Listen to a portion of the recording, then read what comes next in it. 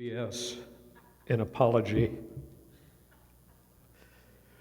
I hear a few laughs. Hopefully it wasn't too bad, but that was on me. I made arrangements to have our sprinklers checked, and they came in the middle of VBS, and a few people got wet. I'm sorry.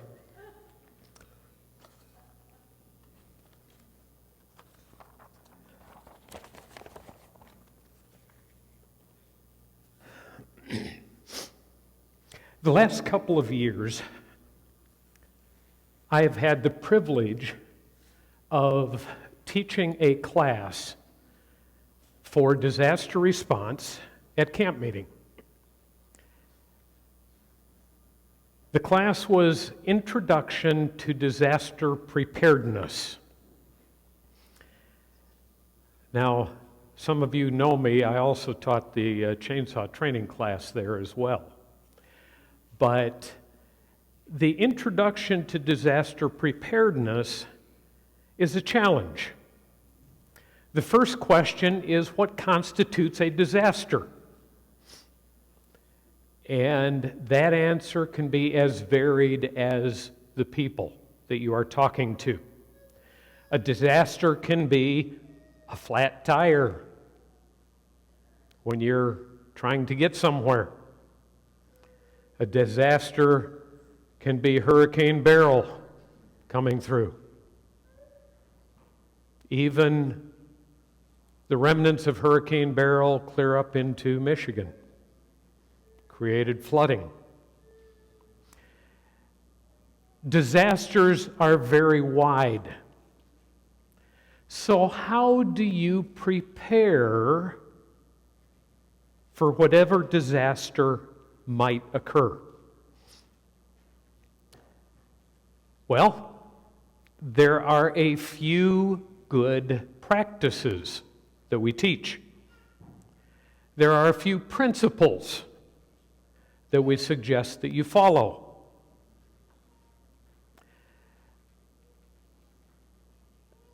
There are some people that will tell me that I need to make sure to extend prayer, Bible study, literature to anybody involved in a disaster. And I will tell you right now, to try to put that as a requirement is wrong. If you have just had your world turned upside down by an act of God,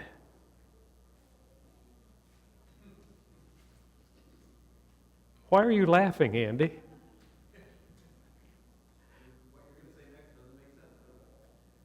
To tell them that they need to study about God is not what they want to hear. So how do you know what to do, what to say? How do you interact with people who are hurting?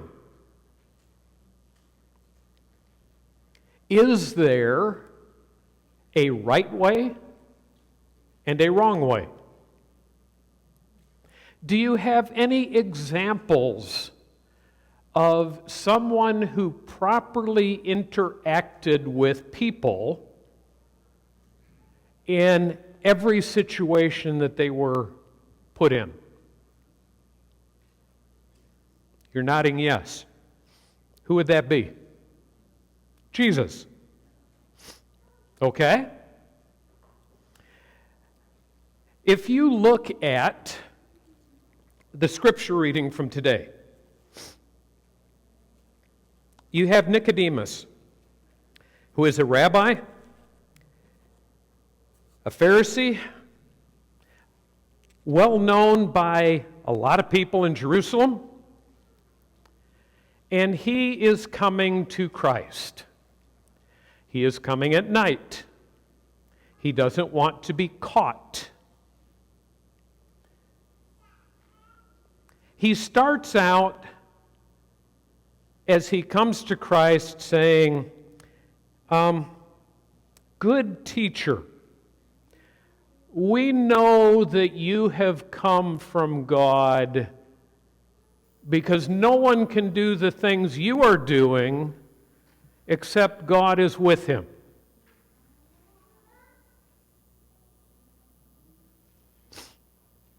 Okay. What does Nicodemus really want to know? We can do a lot of speculation, but we really don't know what Nicodemus wanted to find out when he came to Christ. Christ starts out in his very first words to Nicodemus, "Why do you call me good?" This is actually kind of a common denominator. There's quite often where people would come and say, "Good teacher, good. Why do you call me good? No one's good except God." But then Jesus goes in a totally different direction. "Nicodemus, you must be born again." Now we know from Nicodemus' response that this is not what he was expecting.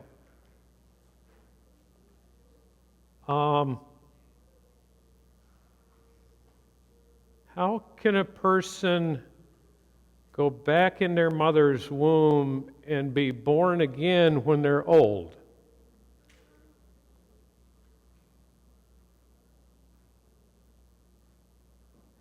Nicodemus's whole plan, whole process has just been torpedoed out of the water.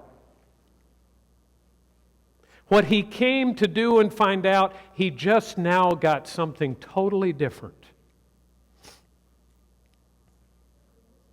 And Christ explains that you must be baptized with water and the Spirit.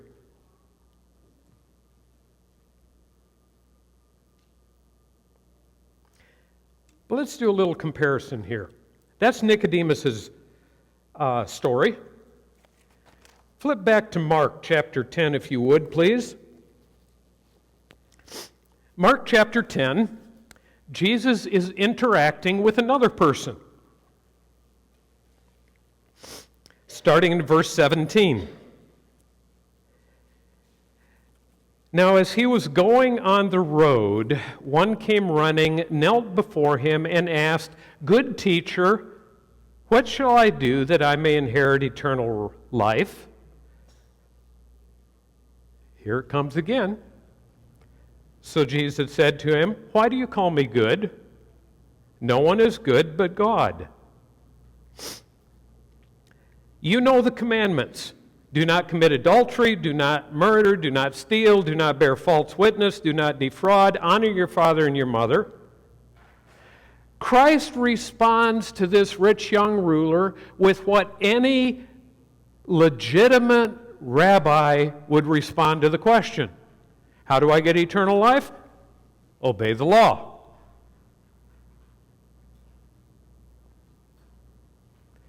Yet with Nicodemus, "Good teacher, you need to be born again." What? Almost exact opposites in Christ's response to these two people.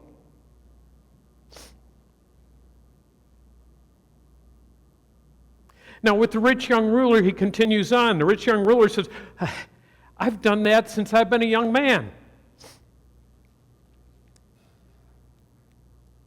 And in Mark it says, Jesus looked at him and loved him and said, "Sell all you have, give it to the poor, and come follow me." Why, with the rich young ruler, does Jesus not go straight to the issue like he did with Nicodemus?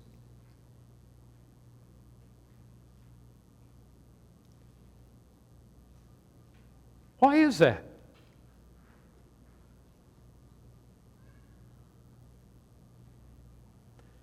Well, seeing how the cat's got everybody's tongue today, if I were to ask you about the weather today, if I asked each one of you individually what you saw in the weather today, what would you tell me? One word. Wes? Sunshine. Sunshine. One word. Pleasant. Summer. Perfect. Why the different words?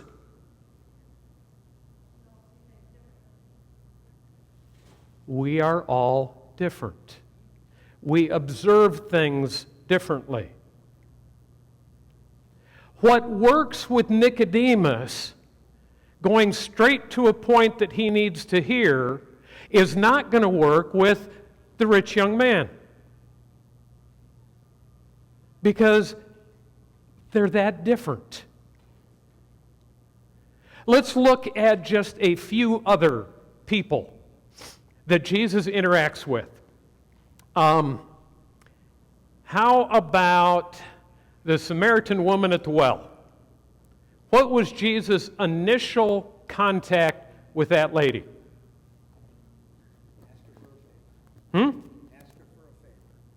Asked her for a favor, a drink of water.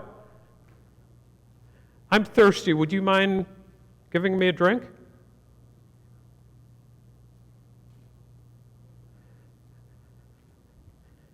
I'm going to put you on the spot because I can. When you go out and deal with homeless people, would you ever walk up to one and say, "Can I have a drink of water?"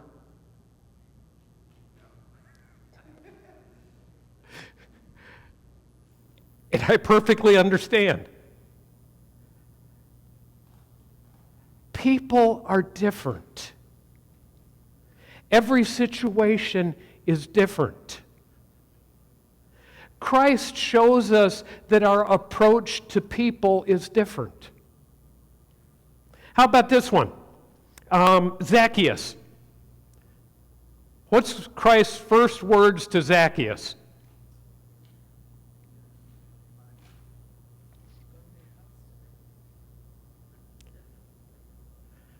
Christ walks up to the tree that Zacchaeus has climbed up into and says, "Come on down. I'm coming over to your house for supper." Say what?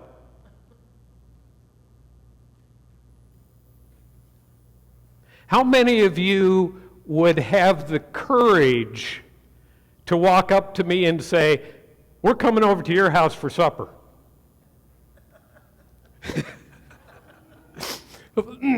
I put him on the spot, so he's going to return the favor. Thank you.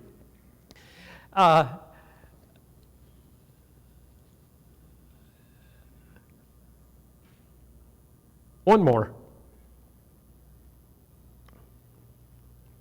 Let's see. Christ is interacting with a person whose daughter is dying. He has come to Jesus and said, "Please, come, heal my daughter." Jesus says, "Okay." Now, get this picture in your head.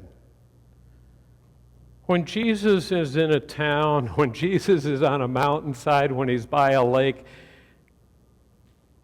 people are attracted to him. This is no different. There is a crowd around him. If you're a father and your child is sick at the point of death and you have Jesus in tow, what are your actions going to be like? Out of the way, clear the way, get out of the, come on, Jesus, let's go. People are pressing around him. He's got his, well, at least 12, maybe 70, maybe 120, maybe 500 people in tow, all trying to get close to him. And all of a sudden, Jesus stops, looks around, and says, "Who touched me?" Huh? That's the disciples' reaction. What do you mean, who touched you? Look at the crowd. And Jesus looks around to a lady and says, "Who touched me?" And the story comes out of a woman with an issue of blood for years that is healed. Healed before any talk. And his first interaction with this lady is the question, "Who touched me?" She understood. She knew.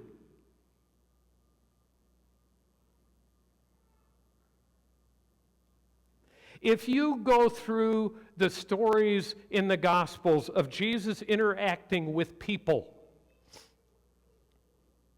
you will find a variety of approaches because he's interacting with a variety of people. How does Jesus know what to say to Nicodemus? How does he know what to say to the rich young ruler?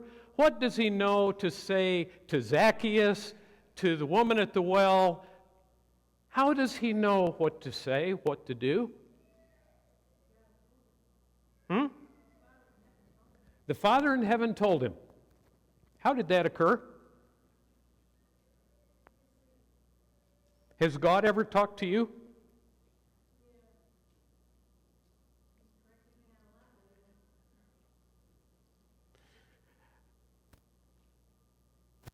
Generally, we will go to the Holy Spirit as the third member of the Godhead, as the one that does most of the interaction with us,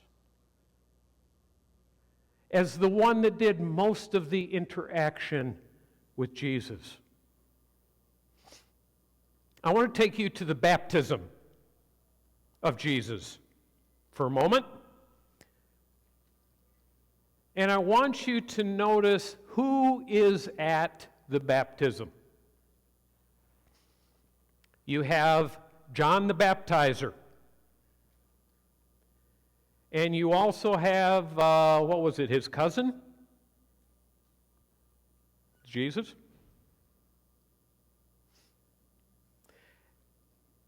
John baptizes Jesus, and as Jesus comes up out of the water, out of the river, what do we see descending on Jesus?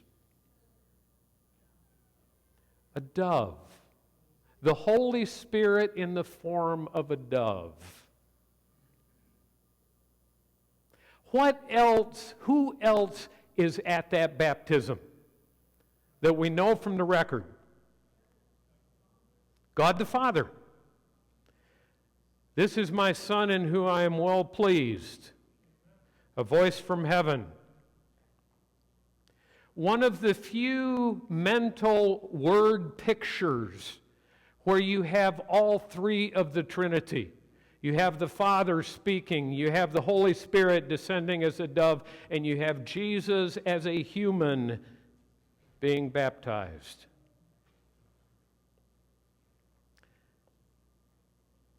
What is the first thing the Holy Spirit does with Jesus after his baptism?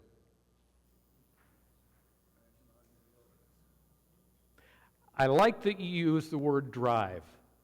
Drives him out into the wilderness. I have been told, I have not studied this out yet, but I have been told that the Hebrew word that is used as the action word for the Holy Spirit sending Christ into the wilderness is the same Hebrew word that is used for sending Satan out of heaven. very much a forceful, you have to go do this.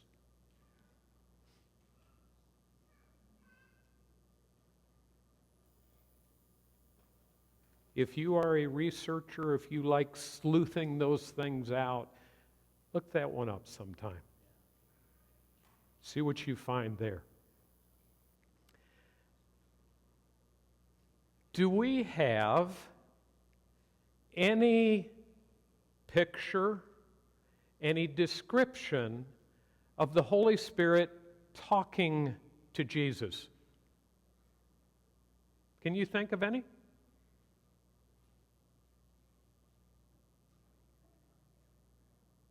I'm not sure there is one. I haven't found it. The next time the Holy Spirit really comes into full view is at what event?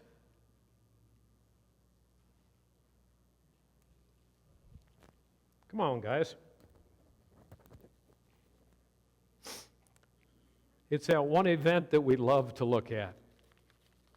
Because right after that event, there's a sermon, and thousands of people are converted. Pentecost. How is the Holy Spirit described at Pentecost? Turn with me to Acts 2.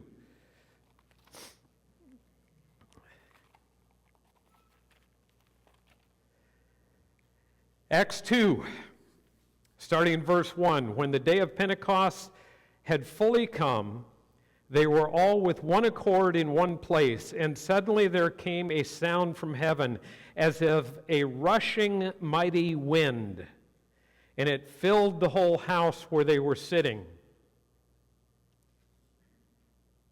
How many of you have had the frightful experience of being close to a tornado? What does a rushing wind sound like?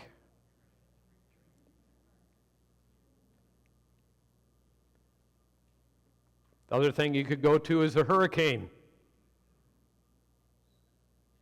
When you have a wind blowing at 100 miles an hour, taking trees down, taking houses apart, destroying things, what does that sound like? That's the description that the writers use to describe what it sounded like when the Holy Spirit came on the disciples. Somewhere in the neighborhood of 120 people in that room. What did the evidence of the Holy Spirit sound like to the townspeople?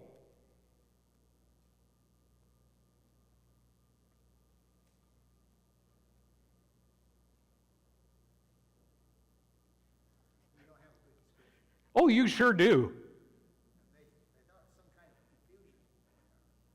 Why did they think it was a confusion? What did you say? They were speaking in tongues. Why are we hearing, every one of us here, the gospel in our native language?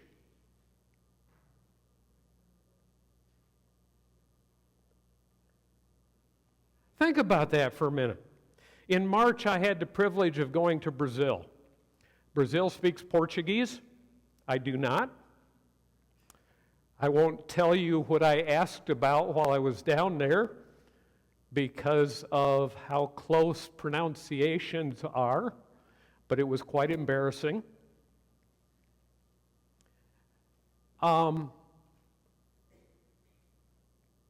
But when I was sitting in Brazil, in a family's home, and everybody is speaking Portuguese,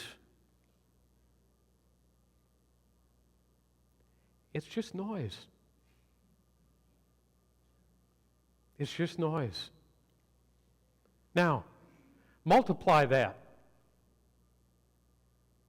Multiply that by the number of countries represented in Jerusalem at Pentecost, for the number of languages that were being spoken by these 120 people, all at the same time.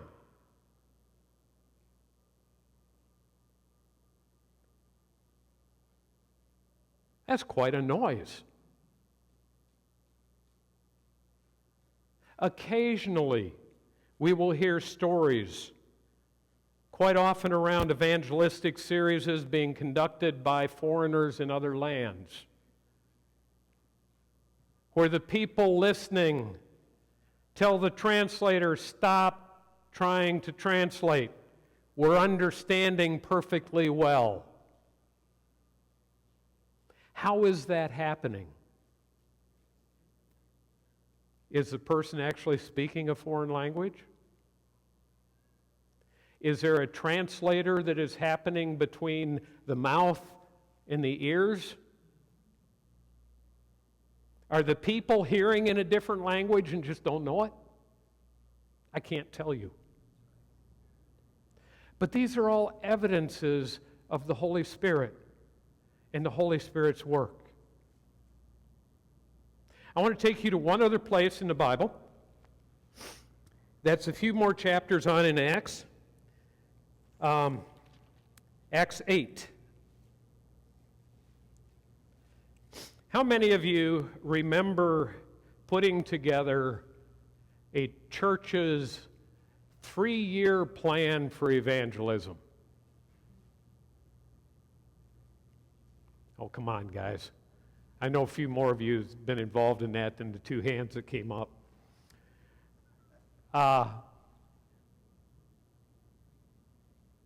3-year plan of evangelism. I am curious what church would have accepted Philip's plan.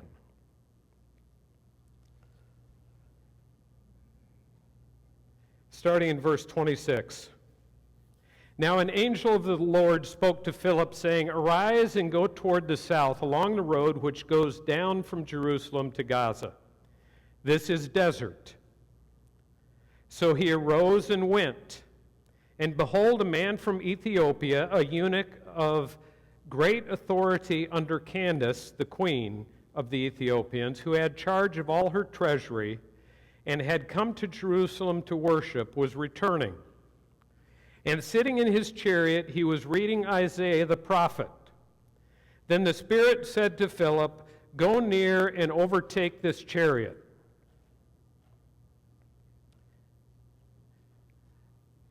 Our son Charlie and his family live over in St. Charles. When we drive over there, we go up, take 57 straight across to basically Chestnut and go north on 52 to his place. On 57,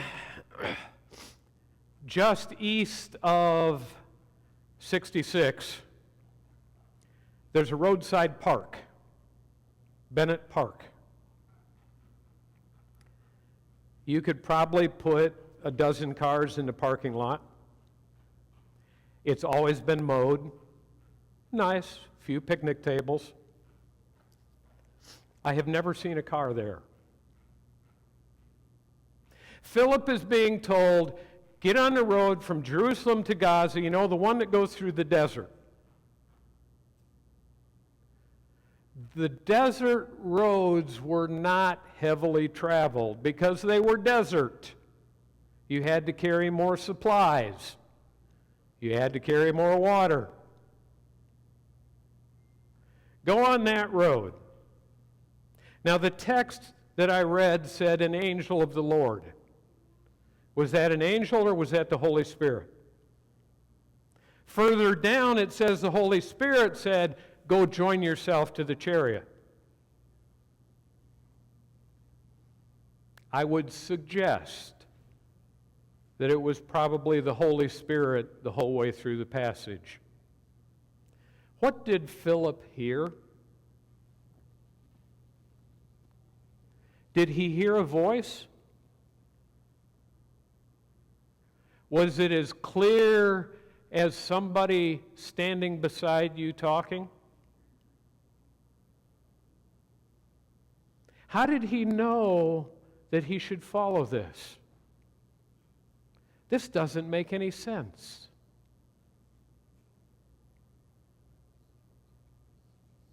And no, that's not a good test.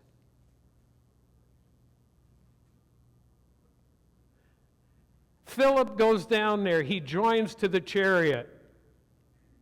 Now, there are some very interesting things about this story. John Q. Public, at this time, would not have been carrying a scroll with them in a chariot. It would not happen.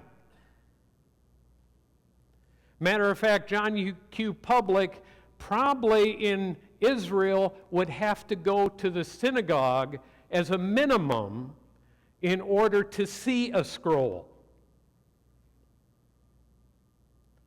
Most Jews, up through the bar mitzvah process, had been taught a lot of Scripture.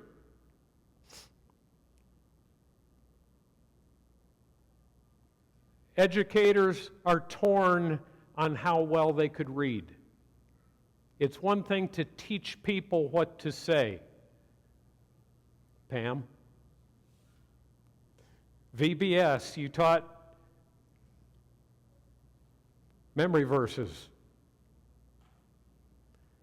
How many of the kids actually read all of that stuff? I mean, I love the young man that read Scripture. He did a fantastic job. And yes, today literacy is much higher. We expect people to be able to read. And yet, I worked with a gentleman slightly older than myself who could not read. And it was sad to see the jokes the coworkers would play on him.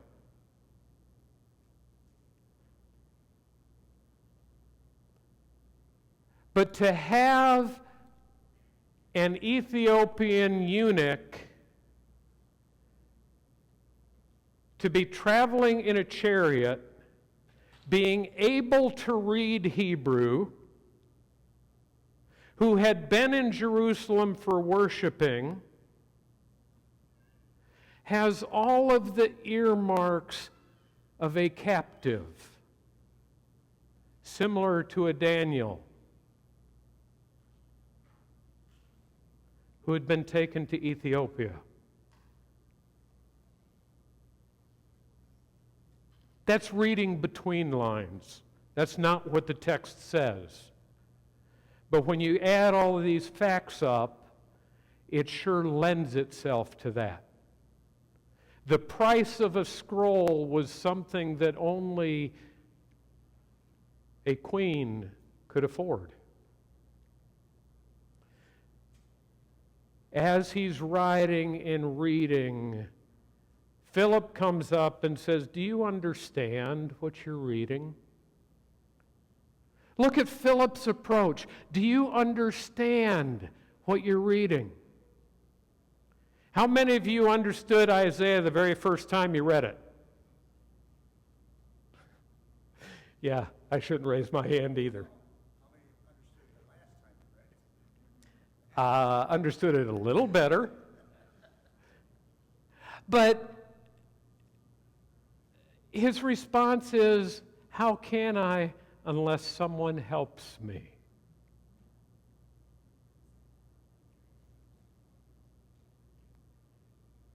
Philip, go join yourself to that chariot. He does. Philip, ask him if he understands what he's reading. He does. Was this a verbal voice that Philip heard? Or was it in his head? I want to tell you 3 stories.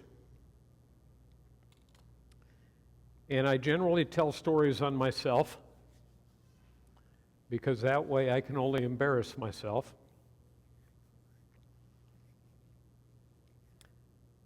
And I have told these stories before, So if you have heard them once, I apologize. Years ago at Grand Haven Seventh-day Adventist Church, it was coming up time for Easter. I'd been doing musical programs there, and I was searching for a program to do for Easter. All of the cantatas that I had copies of, we'd either done them or they were good, but they were just really didn't excite me about the program. I pulled one out that I'd had for 10 years. I listened to it again. Oh, this was good. This was good. This would be so much fun. Church will never go for it.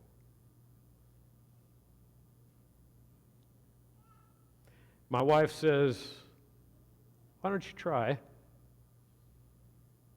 Why don't you ask? You don't know what they're going to do. Oh, I said, sweetie, hey, we've been there at that church for many years. I know what they're going to do. I can't afford to do it. I got to have church's help. Not going to happen. Well, you don't know. You haven't asked. This back and forth went on for weeks. And as husbands usually do, to make their wives be quiet, okay, honey, I'll show you. So I put together a budget. I put together a presentation of the program. I walked into board meeting to ask the church to spend $5,000 on a music program. Yeah, we were going to do it 3 times over a weekend. $5,000. The item on the agenda just before me was a couple that were wanting to start a marriage enrichment seminar that was going to be ongoing. They were asking for $1,000 as seed money because there was going to be a charge to the couples. But this was to get the program rolling. And I saw a lot of benefit in it. I could see that it would be valuable. The board did their typical political no by saying, well, you need to bring us more information. You need to detail. You're laughing. You know exactly what I'm talking about. You need to detail this out better. You're just not quite ready yet. And I'm thinking, yeah, okay. I'm wasting my time. Larry, you're up. Hand everything out that I'd prepared. This is what I want to do. This is what it's going to cost. Here it is. Silence. Any questions? Silence. I'm like, yep. This was a mistake. Then somebody says, I move that we give Larry what he needs to do the program. Now tell me something. In that story I just told you, what did the Holy Spirit sound like?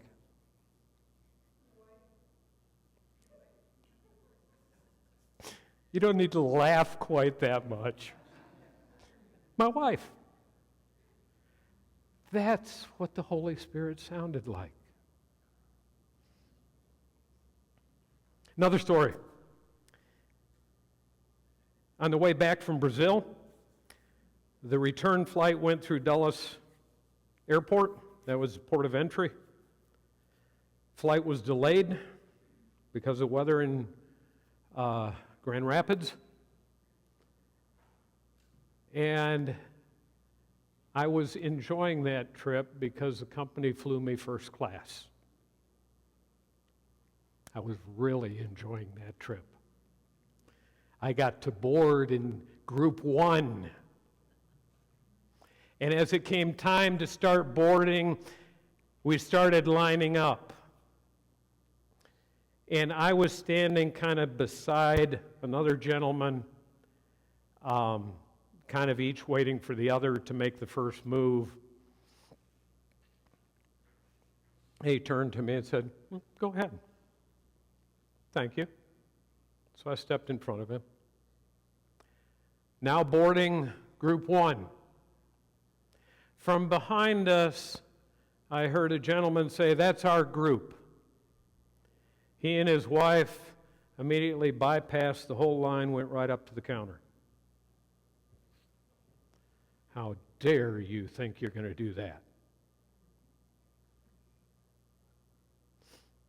Everybody in line, myself included, walked up there and never let them through. Because pay attention to the rules. And I heard a voice behind me, same gentleman, "Would you folks like to go ahead?" And I felt about that tall.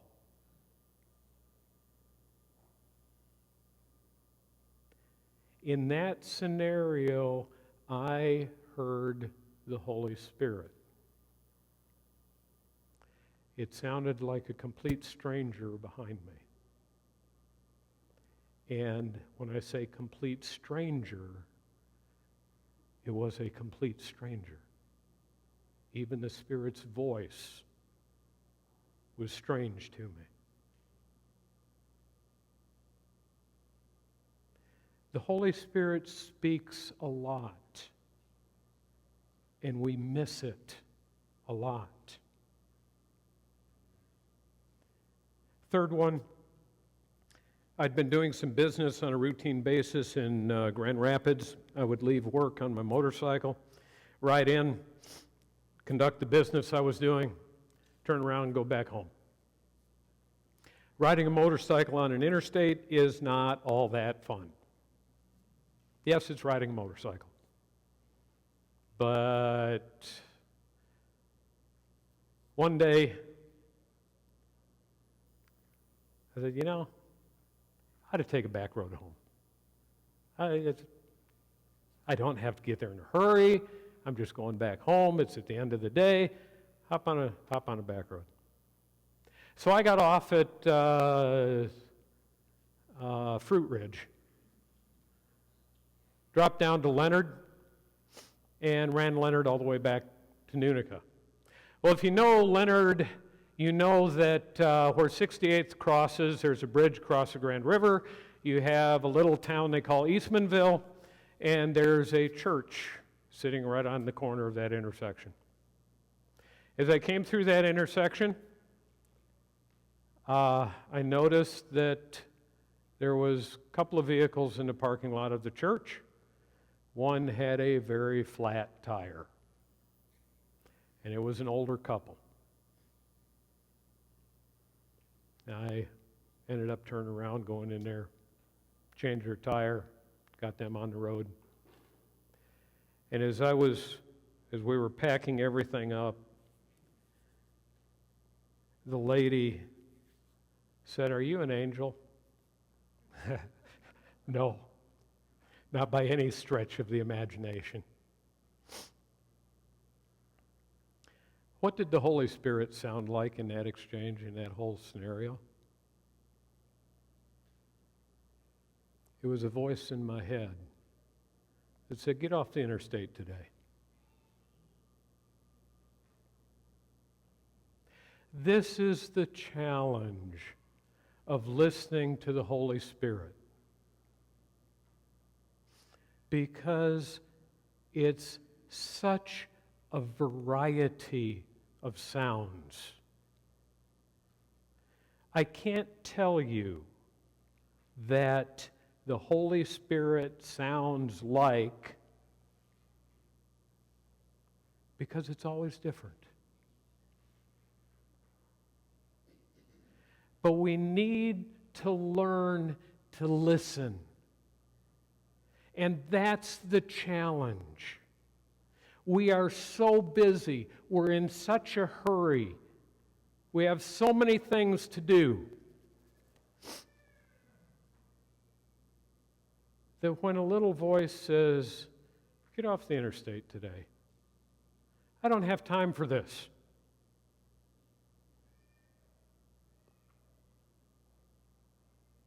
You don't know unless you ask.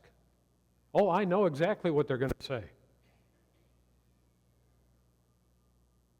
How many times has the Holy Spirit talked to you? And I know He has. You know how I know that? Because most of you are baptized. When you are baptized in the name of the Father, Son, and Holy Spirit. In the early church, one of their first questions were, have you experienced the Spirit?